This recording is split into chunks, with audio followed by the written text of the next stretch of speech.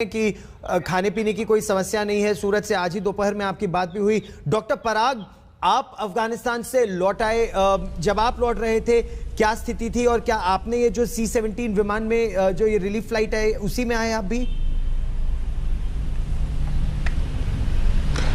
गौरव जी नमस्ते। नमस्ते। जी मैं वही C-17 हवाई जहाज से ही वापस आया था जी। हुआ क्या था कि हमें कहा गया था एम्बेसी की तरफ से कि जितने जल्दी आप निकल सको वहाँ से निकल जाओ, क्योंकि हालात थोड़े से ख़राब हो रहे थे और हमें ये मालूम नहीं था कि हालात इतने जल्दी ज़्यादा ख़राब हो जाएंगे। ये हमें पता चला रविवार की दोपहर को कि सत्ता पलट हो चुकी है और वहाँ पे राष्ट्रपति के बजाय दूसरा राजवट हो चुका है। तो हमें ये थोड़ा डर था कि अभी कैसे करें। तो उस हालात में मेरा सोमवार की सुबह का एयर इंडिया के विमान का काबुल से दिल्ली का टिकट बुक हो गया था। ठीक। लेकिन जब मैं हवाई अड्डे पे पहुंचा तो मैंने देखा कि वहाँ पे लगभग 3000 के ऊपर अफगानी पहले से मौजूद थे टारमैक के ऊपर, और उन्हें ये पता नहीं था कि कहाँ जाना है और कैसे जाना है, क्योंकि एक भी कमर्शियल हवाई जहाज़ वहाँ पे उतारने की इजाज़त नहीं मिली थी। पूरा हवाई अड्डा कैप्चर हो चुका था उन लोगों की तरफ से, और मैं भी उनमें फंसा हुआ था। जब मुझे ये पता चला कि एयर इंडिया का फ़्लाइट आज टेक ऑफ नहीं करेगा क्योंकि इन्होंने उसको लैंडिंग करने के लिए इजाज़त नहीं दी, तो मेरा दूसरा ख्याल यह है कि मैं भारतीय दूतावास की तरफ रवाना हो जाऊं और उनसे मदद मांगूं, और उस हिसाब से मैं गाड़ी पकड़ के इंडियन एम्बेसी की तरफ गया था। ठीक। वहाँ पे शाम तक कोई खबर नहीं थी, क्योंकि हिंदुस्तान में उस वक्त बातचीत चल रही थी कि भारतीय नागरिक जो फंसे हुए एम्बेसी के अंदर उनको कैसे निकाला जाए। और उस समय एम्बेसी में कितने नागरिक रहे होंगे जब आप एम्बेसी पहुंचे? और तब तक क्या तालिबान पहुंच चुका था पूरे काबुल के अंदर भी? गौरव जी तब तक हमारे जानकारी के मुताबिक तकरीबन 140 के ऊपर हिंदुस्तानी नागरिक हम एम्बेसी में थे, और काबुल शहर के ऊपर पूरा उन लोगों का कब्जा हो चुका था। हालांकि हम लोग अंदर होने के कारण बाहर की सिचुएशन को ज़्यादा जानते नहीं थे, लेकिन अंदर हम लोग काफ़ी सुरक्षित महसूस कर रहे थे।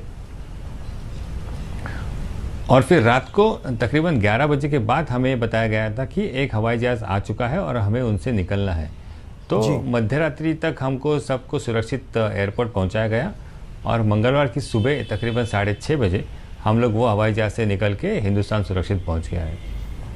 ये बहुत मतलब सौभाग्य रहा आपका कि आप उस समय वो C-17 में निकल पाए, क्योंकि उसी के बाद हम लोगों ने उस तरह की तस्वीरें भी देखी जिस तरह से लोग अमेरिका के उस विमान में बैठने का प्रयास कर रहे थे। अच्छा, कन्हैया का परिवार भी हमारे साथ जुड़ रहा है, गाजीपुर के हैं कन्हैया। कन्हैया से बातचीत हो पाई है? हाँ, मैं ऐसे कैमरा आपके सामने। जी। अच्छा, आजमगढ़ चलते हैं। राजीव कुमार का परिवार भी हमारे साथ जुड़ रहा है आजमगढ़ से।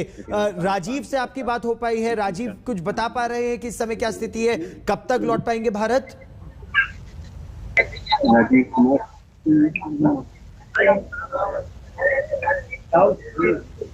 भैया आप सुन पा रहे हैं हमें? राजीव के परिवार से हम बात कर रहे हैं।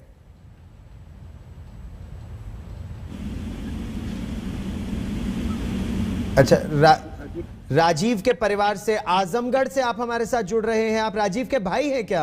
राजीव का परिवार पूरा हमारे साथ है। राजीव से बात हो पाई है आपकी? राजीव कौन? धर्मेंद्र चौहान।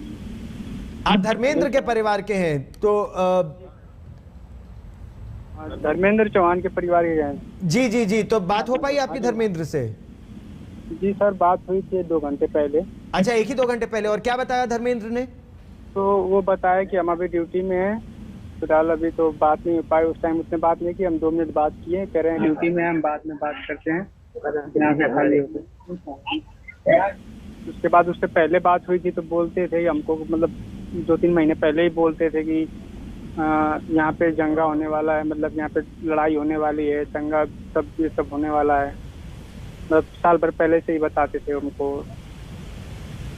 तो और लौटना चाहते थे कि अभी वहीं रहना चाहते हैं? और अब लौटने के बारे में क्या बोल रहे हैं धर्मेंद्र?